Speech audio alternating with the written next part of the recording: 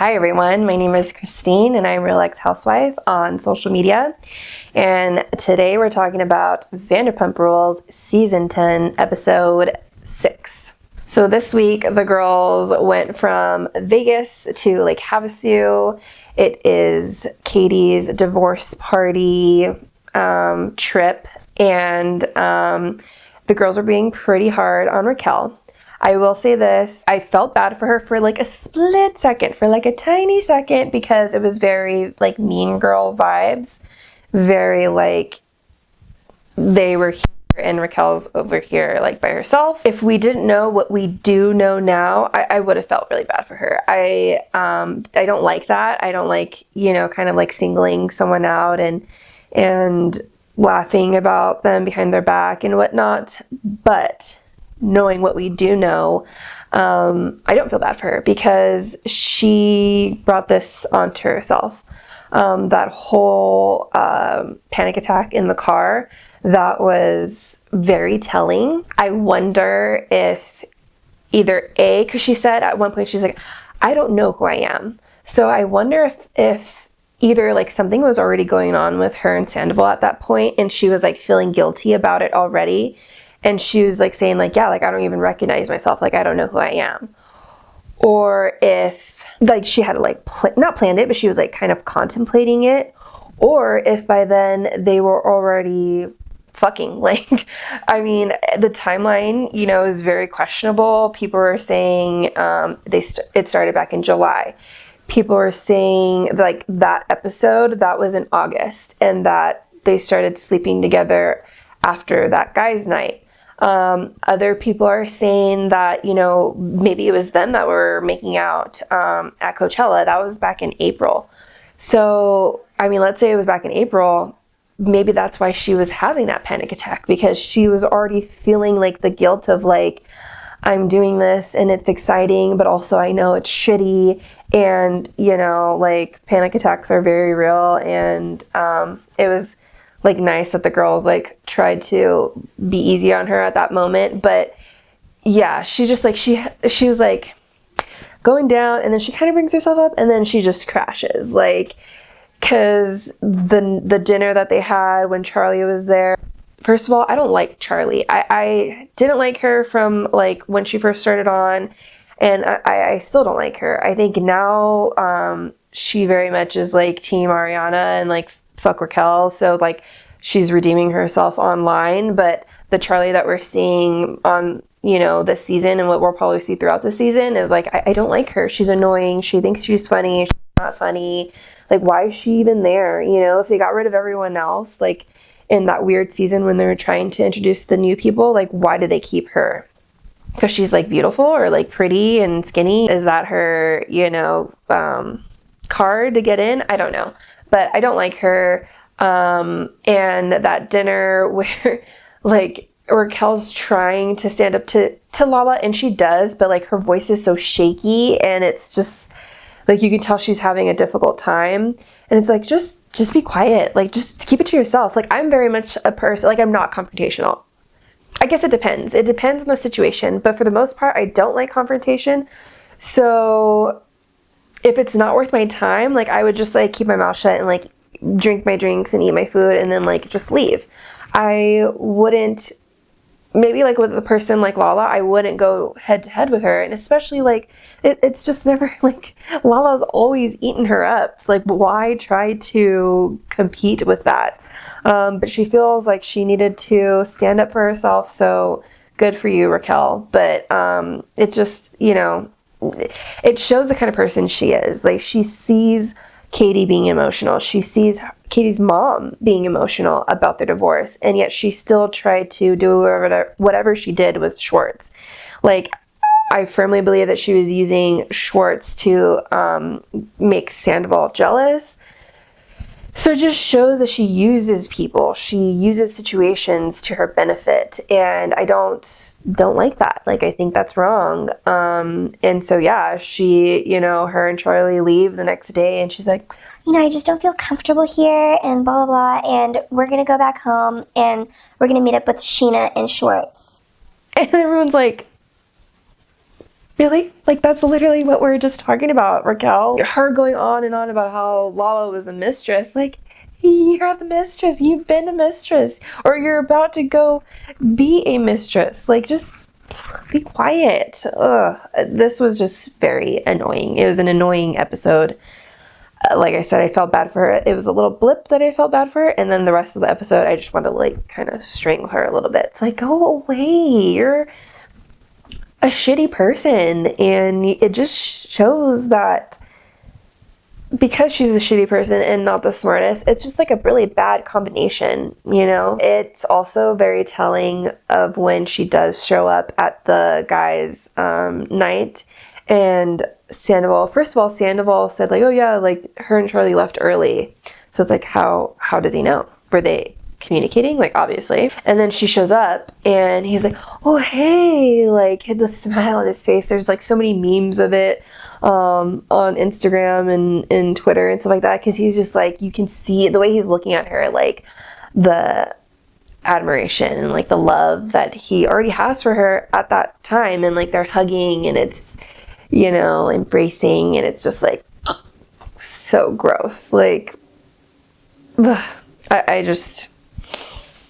can't believe it. I can't believe it. So it was a good episode. The Schwartz pinata scene, that was like really funny. I was like, I would love a pinata with my ex-husband. Like, yeah, that was a good idea. Like, those are good friends. People were giving Christina Kelly a lot of flack this week because a lot of people are saying that she's like boring and she's just like a yes person for Katie, or like a mean girl because of like how they're making fun of Raquel's like what is it called, universe lights, or like whatever the projection lights that she used. But the thing is that those girls have been friends for a long time, like Christina Kelly, Katie, Stassi. That is who she is. Like, she was the one that was making fun of Sheena's crop top wedding dress. So I'm not excusing it, but like, I don't mind her. I think Katie very much needed like an ally this season, which Lala was there too, but I don't mind her. And she's pregnant. She might have already had her kid at this point, but in the season and like when they first started filming, she had just found out that she was pregnant, so she wasn't drinking or anything like that. And I think that you know, you need the sober people there to kind of mellow things out. And I think that's why they were able to like almost team up on Raquel, because Raquel was just like drinking and having a good time. And, you know, Lala's sober, Christina Kelly was pregnant, so she wasn't drinking. And I think Katie was drinking, but she's just not going like hard like Raquel was.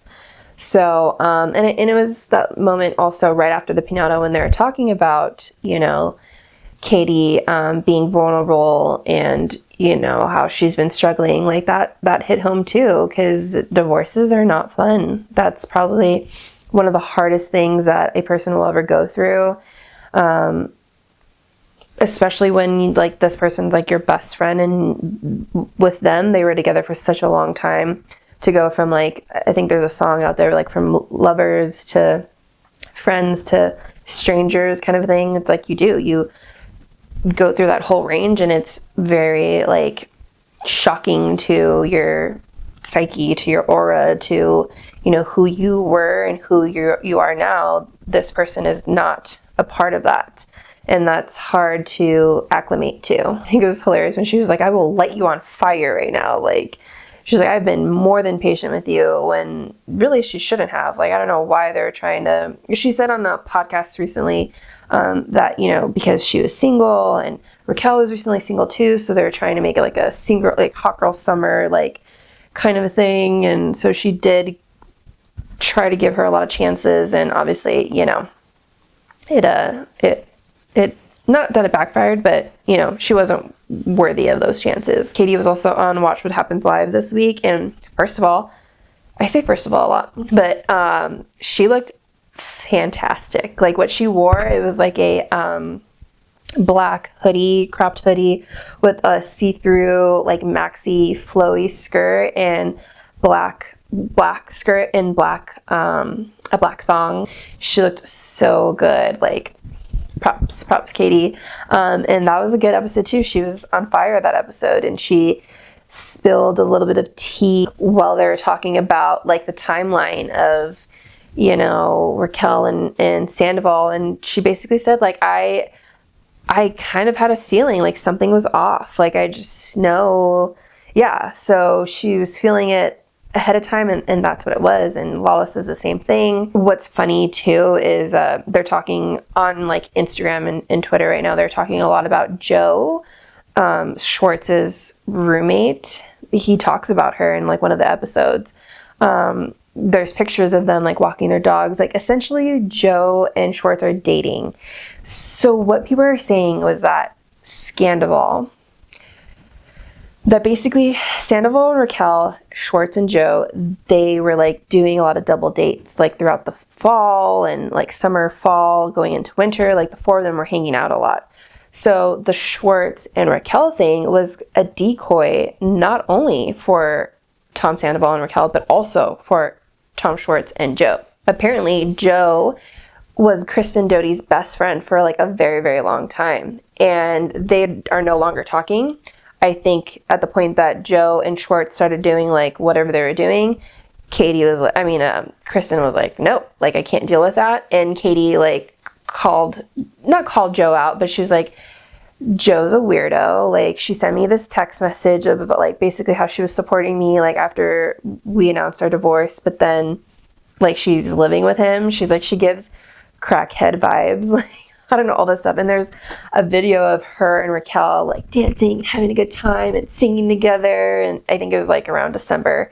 So it's like, yeah, birds of a feather flock together. And I think that the four of them had their little agreement, and they, you know, again, just people doing things for themselves and not taking other people's feelings and thoughts into consideration. So yeah, it was a good episode.